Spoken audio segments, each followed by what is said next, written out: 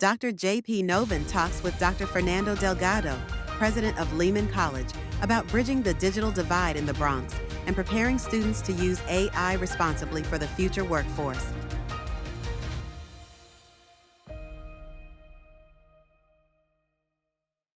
Welcome to Season 3 of the Higher Education Leader Podcast. This season, we're focused on AI, higher education, and the future of workforce. I do want to thank first our sponsor, ASU GSV, for supporting this series. And our listeners, you could catch this conversation on Spotify or watch the full interview on College Admission TV. I'm your host, JP Novin, and today I'm honored to welcome Dr. Fernando Delgado, president of Lehman College. Welcome, President Delgado. Thank you for having me here, JP. It's a pleasure. Just a quick introduction about Lehman College. You are a Hispanic serving institution and a minority serving institution, one of the nation's leading engines of social mobility. You empower thousands of first-gen students and working-class students through accessible and high-quality education, creating not just, I would say, access, but also equity as well as part of that social movement. You have been president for a few years now, and you definitely have transformed the institution as a hub for innovation, AI and data science, and digital literacy across various disciplines in the Bronx community. With that, let's dive in. I would love for you to tell us a little bit about your background and also Lehman College. Well, I mean, my background, I grew up in California, did my undergraduate degree in San Jose at San Jose State University, did my graduate degrees at the University of Iowa, nominally in intercultural communication and cultural studies. So most of my career as a faculty member and as a researcher has been in the area of media and popular culture studies. I started off as a faculty member and moved from Arizona State to a variety of schools in the Midwest, in Minnesota and Wisconsin, as I developed my administrative career, culminating in being provost for 7 years at the University of Wisconsin River Falls, and then 5 years at the University of Minnesota Duluth. And it was from Duluth that I came to New York. And I came to New York in part because Lehman College's profile was very appealing. About 50% first gen, virtually entirely a commuter campus, 13,000 students. So I've always felt most comfortable at sort of mid-sized institutions, overwhelmingly minority. So our mission is to serve the Bronx and the greater regions. And by serving the Bronx, de facto, we have a long tradition, 50 plus years now, of making a difference in the Bronx as a cultural and economic engine for the borough, but also for our students. And we are defined as an access institution, but the legacy of Herbert Lehman and his commitment to public good means that we embrace being a success institution. And so we very much push our students and support our students who come through the door as first-year students or transfer students to think about the relationship between what they're studying, how they're living, what their professional goals are, what their personal goals are. And as a result, I think we have some pretty amazing outcomes, particularly given the profile of a student that we are welcoming through our doors. Fantastic. Before we get into the AI question, given the concentration of first-gen students at Lehman College, as you know, there's a lot of literature around, basically how, students who come from, economic disadvantaged background have a hard time going from the bottom 25% quintile economically to the top 25%. There's so many books written on this topic, the broken ladder, the years that matter most, and what have you. How do you see this? How do you see this issue of equity and moving students up the ladder, given the historical challenges that exist with networking and family privilege? So I think we invert that paradigm. We have a lot of faculty and staff who are profoundly committed to the mission and the purpose of the institution, who see their role as helping the students succeed. A fair number of our faculty and staff are themselves alums or children of the Bronx. And so there's more than just a professional investment in the success and the mission of the institution. There's a deep personal commitment, and I think that resonates beyond the classroom. I also don't think we spend a lot of time telling our students how they're not like the privileged students. I mean, I think our students in the Bronx get enough of those messages growing up. And so we try to invert it and say, because of how you performed academically, you are privileged to come here, and we are privileged to host you here. So now let's focus together on your success. And it's a different set of conversations that I've seen elsewhere. In most of the schools that I've worked at, we've had underserved populations. They may not be the majority, right? I've worked at predominantly white institutions and definitely middle-class institutions. But these students represent students that maybe 3 decades, 4 decades ago wouldn't have even been considered to go to college. But they have found their niche and their place in the Bronx at our institution. And we are real intentional about talking about how we hire people who buy that mission, who don't make apologies for that mission. And so as a consequence, the conversations are much more affirmative. They're much more positive. How are we going to get you to this next place together? As opposed to, well, let's try, because here's all the things you don't represent that usually college students have. Because that's a disabling conversation. And our students are generally pretty on board with having a much more affirming conversation and buying into the fact that there is a social and economic path forward. So it's a very different environment than a lot of schools that I've worked at, just because of the density of the population we're dealing with.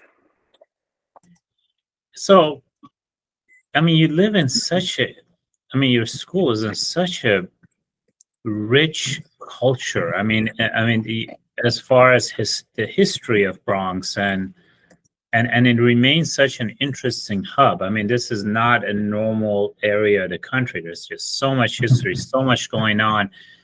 And now the whole AI revolution has begun, right? Mm-hmm. So as you bring that history to AI, how do you think AI could potentially impact equity and access as well? Do you see that as, I guess I'll leave that open. How do you look at the cross-section of AI and equity? So, that question about AI and equity has yet to be resolved. Mm-hmm. And if I had a clear answer for you, yes, and I could envision what that is, we wouldn't be having this conversation. I might be on a yacht with Jeff Bezos, right? Because if I could unlock that, there's a whole lot of other things to get unlocked. I think for us, it's AI is at the end of a number of steps that we have to work together on in the Bronx. So one of the challenges, and using phraseology from 20 years ago, is that the digital divide in the Bronx is real. There's economic conditions that make it difficult. Students don't have the best technology. There are infrastructure issues. We don't have the best Wi-Fi connections in all of the Bronx.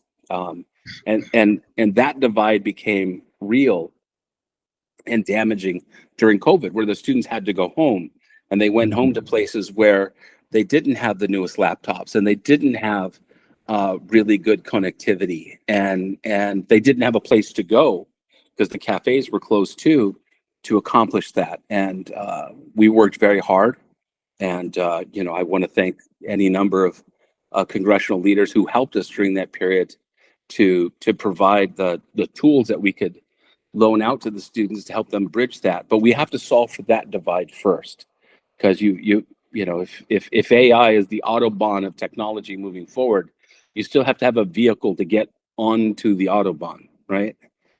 And we struggle with that. When they're on campus, easier for us to do that. What we're having to have conversations about is how do we integrate AI into the learning and research spaces in ethical and productive ways so that students understand it as a tool for learning, as a tool for productivity, as a tool for creativity in ethical and appropriate ways. And we're in the early stages of that. I don't know that we've cracked that code.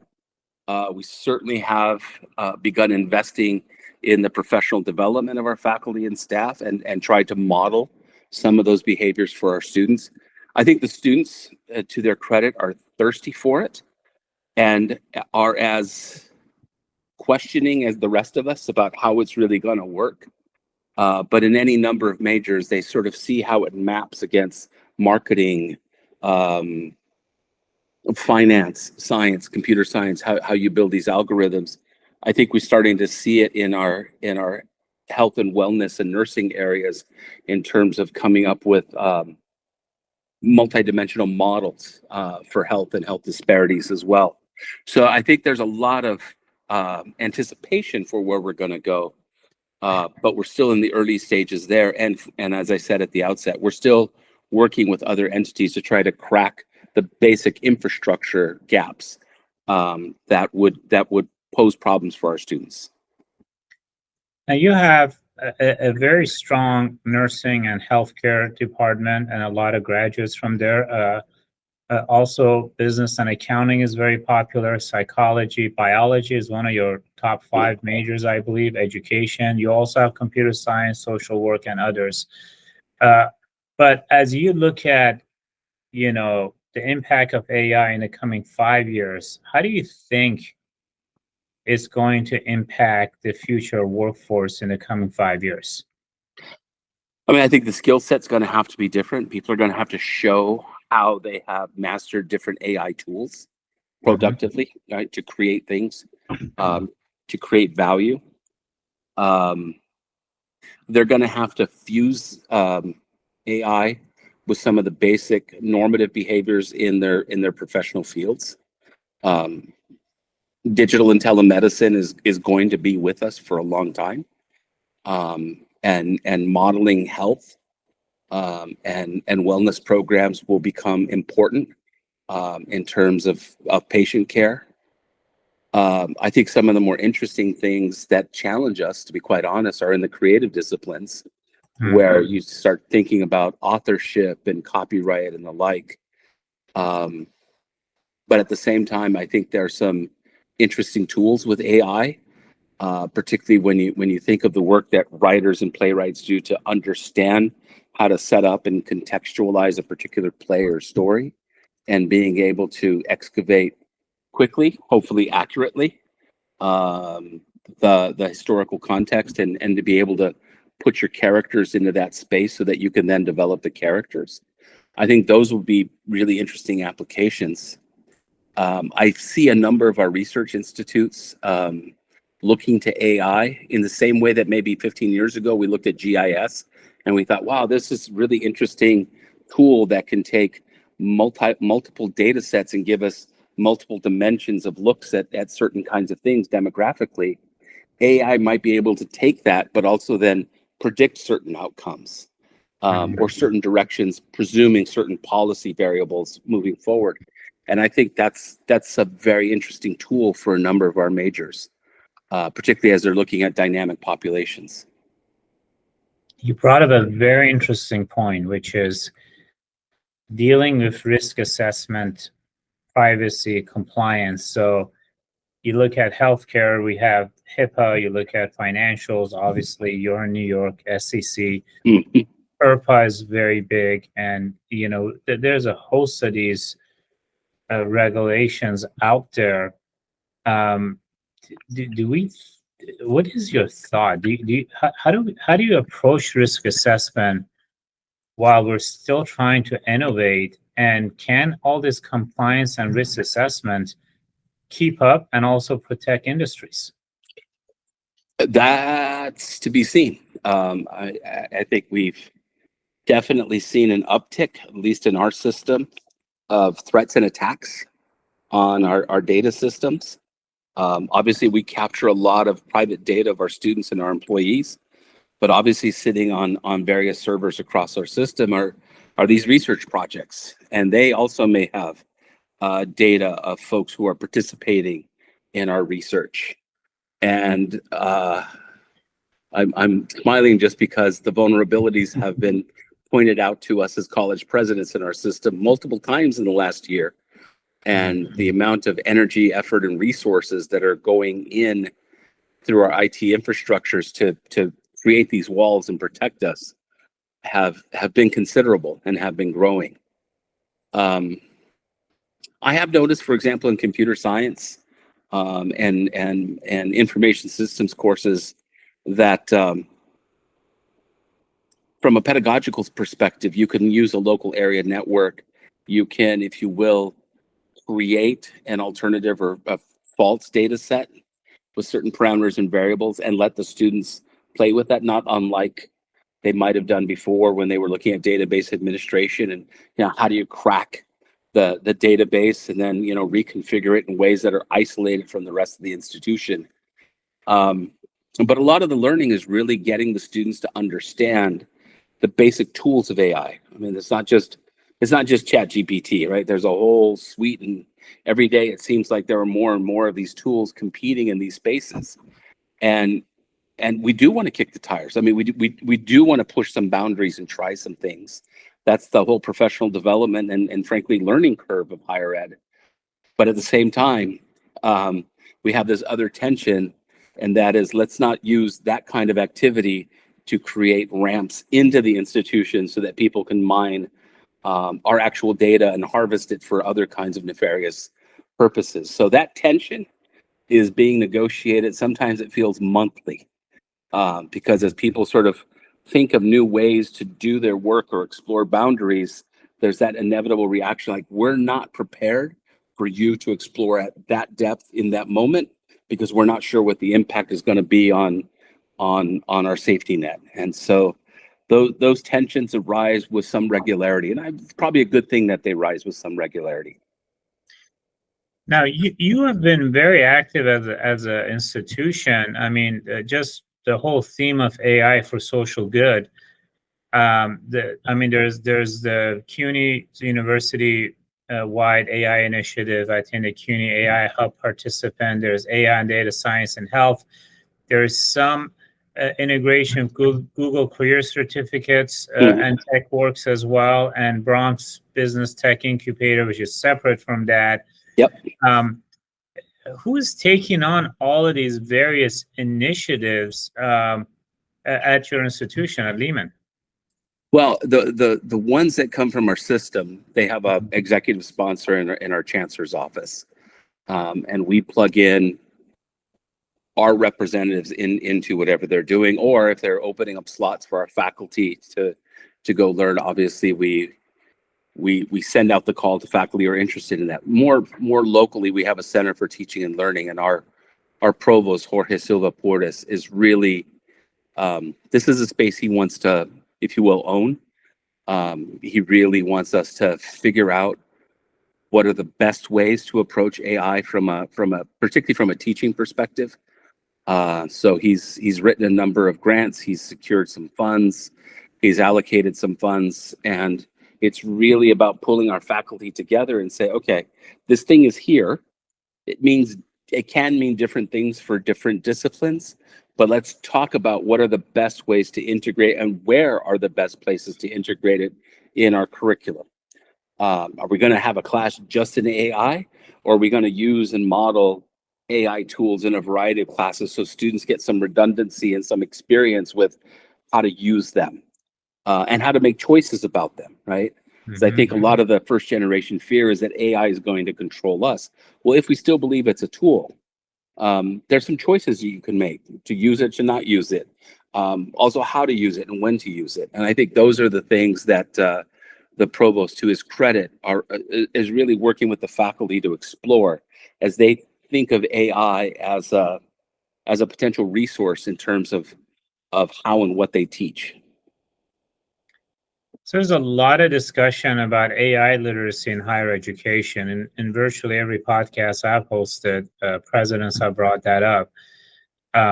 In the context of Lehman College, and you've talked about this a little bit, but I want to dive a little bit deeper. What do we need to do to equip and educate students for careers that are evolving and they may not exist? Now, footnote is we're always training students for careers that might not exist, but never at this pace. So what's your thought around that? Having grown up in Silicon Valley, I may have a different take on this. I think you're right, JP. The pace of change feels accelerated. But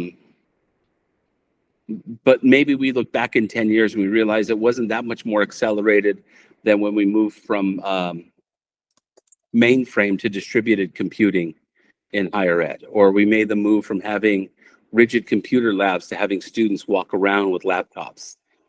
As I'm looking to you, to the left of my screen is my phone, which cost roughly the same set of integers as the first Apple computer I bought for my personal use in graduate school back in 1991.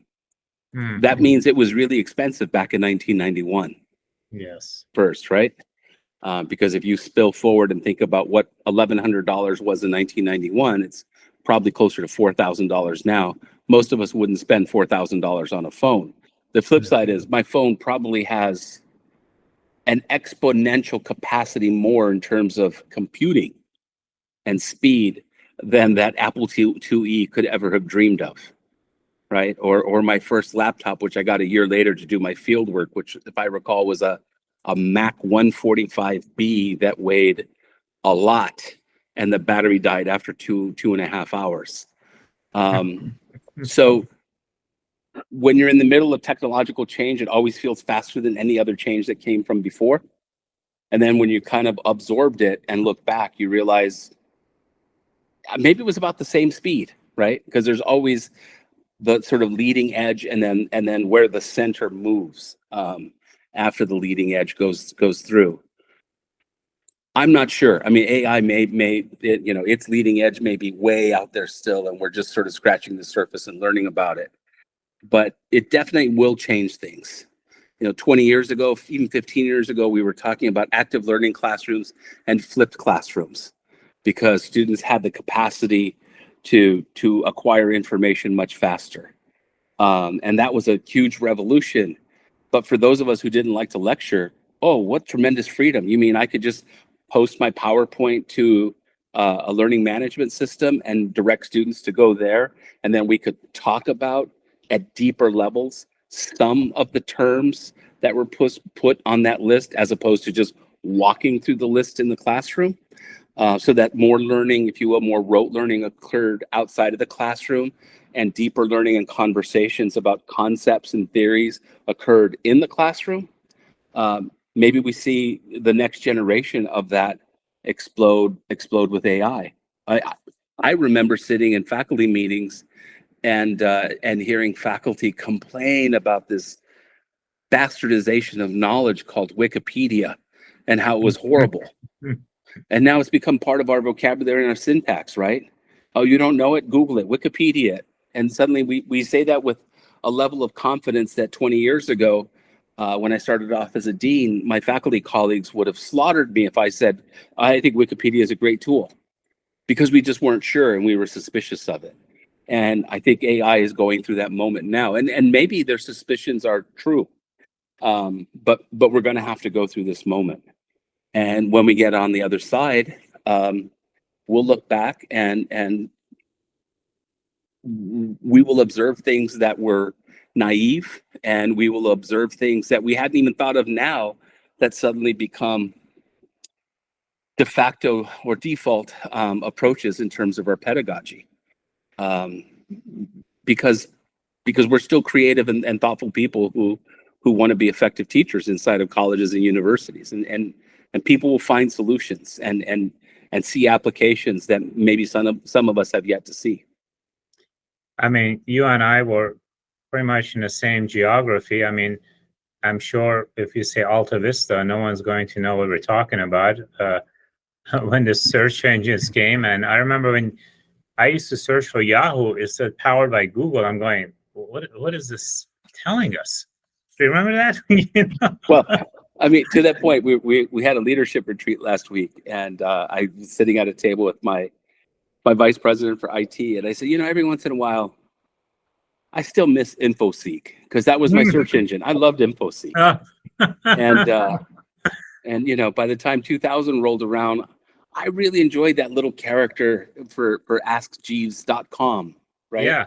And now I tell these stories to my 21-year-old and 16-year-old daughters, and they look at me like, how much of a fossil are you? I mean, that's, because these kids don't have a history before Google, right? They were raised with it. I mean, my youngest daughter lived with an iPad for a while when she was very young. And then when she got her first laptop, the first thing she did when she opened it was start tapping on the screen and getting frustrated with her laptop, like why it wasn't moving the way her iPad moved. And it's like, oh, no, you control it with the keyboard and the mouse and stuff.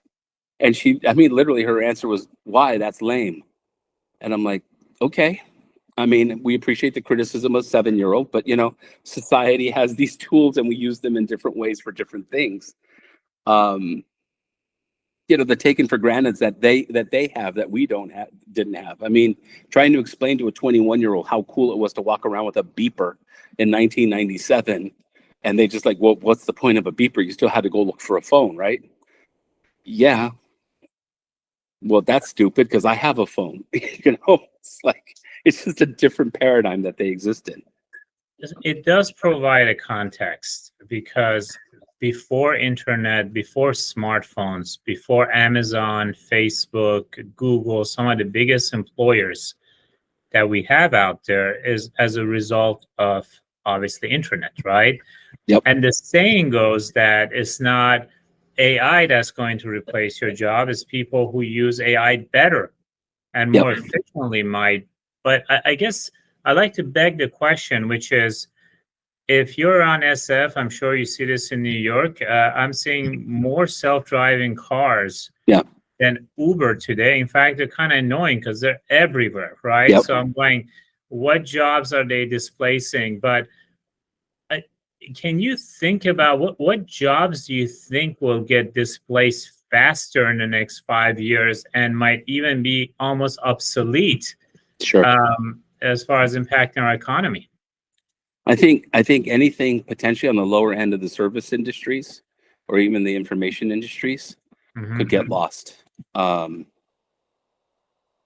because the engines are so powerful, the tools are so powerful that they can replace humans and be as fast, if not faster. Maybe a question still of efficiency and effectiveness, but certainly not one of speed. And the machines don't get tired. Humans do get tired. I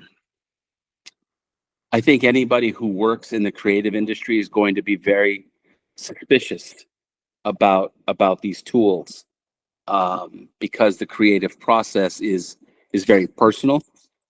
The products are obviously held; they're your property, and there's something very human, for example, about not just writing a play, but performing a play or a movie. And we know all about CGI and other kinds of things, but there's still generally a human element in those things that persist the most, that we react to the most. Those could be some vulnerable places. In terms of creativity and being able to harness the data, and I think that's one of the things for those of us that work in institutions, that's what we've been looking for. I mean, a decade ago, the thing was to develop data science majors and data analytics programs to help us. That is that sometimes we're dealing with so much data and it's all available to us, but how do we synthesize it? How do we cross-populate data sets into a table, if you will, that helps us get at something? If I could predict truly, if I could harness the 10 at-risk data sets that come through 3 or 4 different, right now, enterprise level softwares that we purchase as a system, some run by academic affairs, some with the registrar, some with student affairs, and pull them together and come up with a predictive model of what will impede my students' success. Well, goodness, I might have solved our retention problem, right? I might have solved our 6-year graduation rate problem. Because I can now, instead of putting people to try to pull that together, I can deploy the people into the services, again, very human services, that we may need in order to help those students succeed, because I've automated the analysis and the synthesis of the data. So I do think that there are some sectors that definitely will be harmed, but I think it'll open up some other opportunities in other places as well. It's just, will people, like every time we upgrade technology, will people be willing to upskill or shift skill in order for them to stay relevant?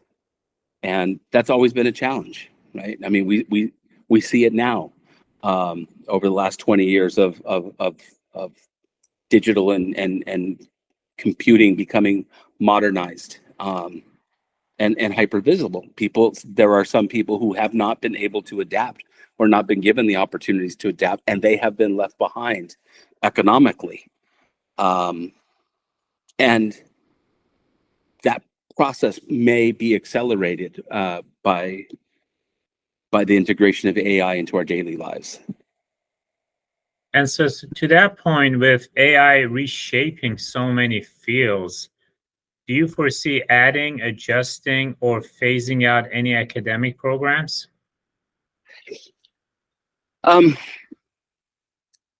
It's very dangerous for a president to speculate on that.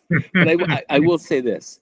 As somebody who was trained in an interdisciplinary model 30, 35 years ago, I think sometimes to our detriment, we stay too wedded to disciplinary boundaries.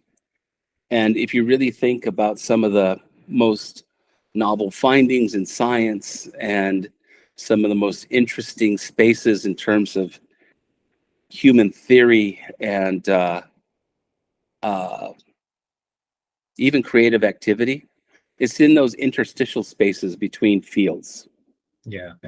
And I think sometimes too many of us want to hold to what the field was or is in our mind instead of letting go of it and then thinking about problems, questions, skill sets, knowledge domains, creative spaces that exist in and beyond a particular field and may connect you to another field. Because that puts you in a different community in terms of knowledge. It can put you in a different community geographically, because knowledge gets used and produced in different ways in different parts of the world. And at the same time, it puts you in conversation with somebody else who may be studying similar phenomenon, but from a very different intellectual perspective. And now you get to look at the phenomenon not in a 45 or a 30 degree angle, but maybe you can even get to 180 or 270 degree angle. And that perspective is much more powerful. I would like to think as academics and as intellectuals, we'd be open to that conversation. But I also know that just as a matter of practice and training, our identities are oftentimes wedded to a very traditional, maybe even narrow sense, certainly bounded sense of what our field is. And I think if we're able to envision not being only constrained by that identity and being able to reach through that to another field, we might find a much more intriguing future. What do you think we could tell someone whose kid wants to, come to Lehman College or any other college, and they want to do an undergrad in English or history, humanities, social sciences in such uncertain time? Even the most affordable universities such as yours, are costly. They add up. So how do you, I guess cost is subjective, right? Yeah. No. I hear what you're saying. I look, I got an undergraduate. I studied political science and communication studies. Mm-hmm. I worked in a hospital for a while. I'm a Right. university administrator, now a college president. Did some of that training help me? Of course. So did my graduate education, the master's in political communication, the PhD in intercultural communication. Is that relevant to what I do? Absolutely. Are those kind of liberal arts, social science fields? Absolutely. But guess what? I still am in charge of a campus of 13,000 students and some 3,000 or 4,000 employees. It is still a deeply human activity that requires effective communication, good conflict management. I'm grateful. I taught public speaking for 20 years, so I know how to do that. The ability to articulate empathy and understanding. Every day, I get to use as many critical thinking tools as I possibly can put into my brain. All of those are the domain of those disciplines that only teach you those soft skills. And so it is interesting when you read the Fortune 500 companies and they talk about those soft skills. Everybody thinks they're easy to get. And then you ask people in a different survey, what's scarier, dying, going to the dentist, or public speaking? Yeah. Public speaking rarely is number 3. So how easy are those soft skills, right? Yeah. I have learned how to read a P&L sheet. I have learned about, deferred maintenance. I have learned about amortization. I have colleagues who knew those intuitively because of their undergraduate and graduate education, who haven't learned empathy, who don't know how to de-escalate a conflict, who don't know how to walk into a room and both command respect and share the space simultaneously.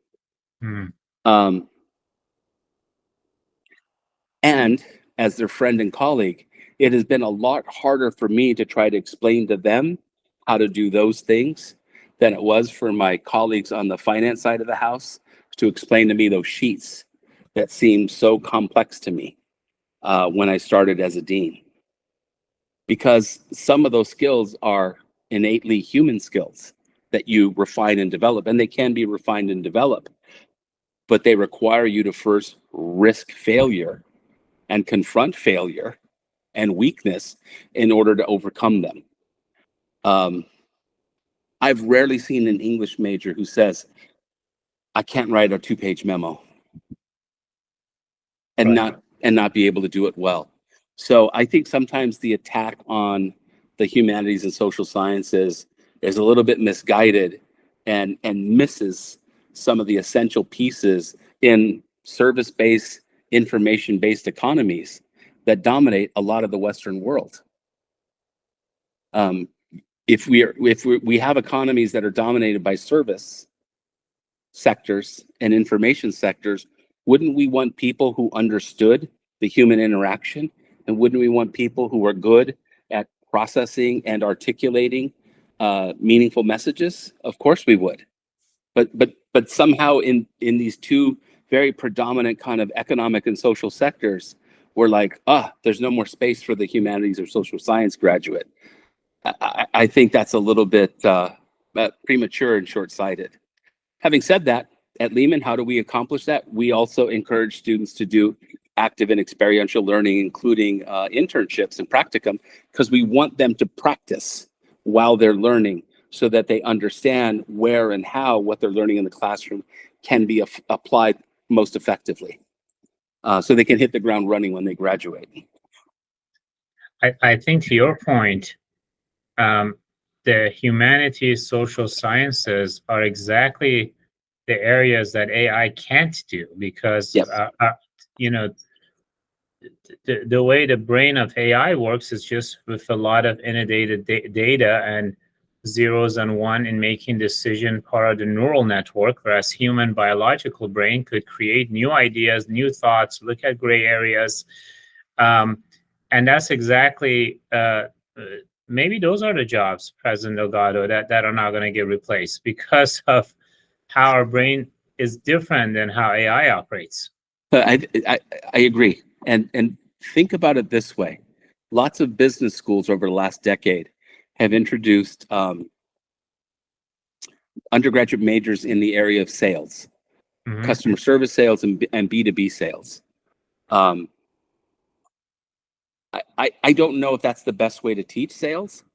Part of me, having dealt with people who do sales, is that really good people at sales are just really good people at intuitively understanding what another human being wants and knows how to position their product or their service to meet that need. It may even seem like it just is a personal characteristic or personality trait.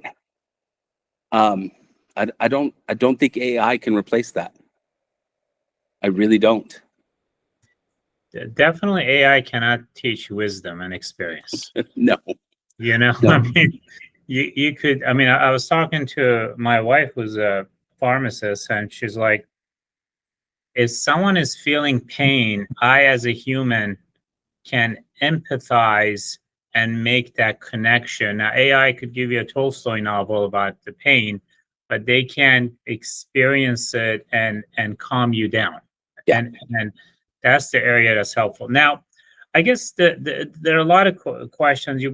I really love how you broke that down, because I think we are devaluing social sciences and humanities in favor of faster outcome out of higher education and getting a job. They're both important, but even if you want to be a plumber, if you have those kinds of soft skills, it's going to help you in your endeavor, not just in getting a job, but running a complex life. I think personal lives are becoming far more complex than they were before. That's just my 2 cents on that. But as you look at Lehman College in the next 5 years, what is Lehman College going to look like 5 years from now?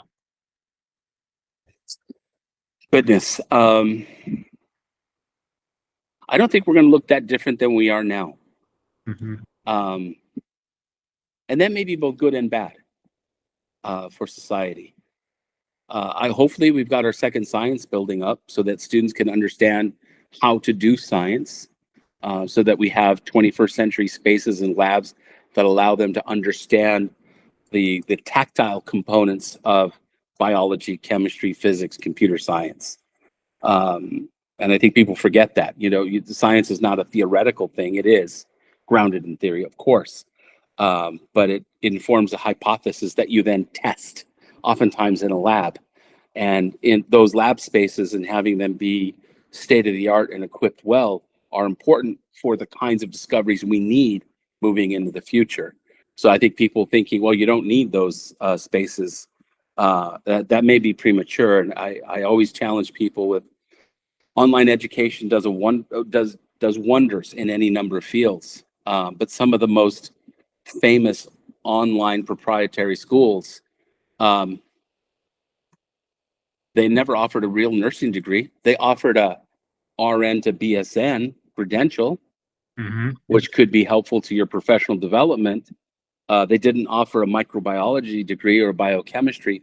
Why? Because online they could not replicate the science lab learning, the practical learning that would be supervised by faculty.